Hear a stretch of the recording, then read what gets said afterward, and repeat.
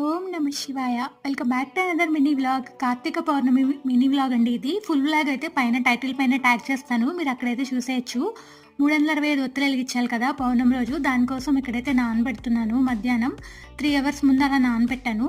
ఇంకా ఈవినింగ్ అయిపోయింది. ప్రసాదం కోసం ఇక్కడ పరమాన్నం అయితే చేస్తున్నాను. పాలు పొంగించడం అంటారు కదా అది. తర్వాత ఇంకా పూజ కోసం అంతా ఏర్పాటు చేసేసుకున్నాను.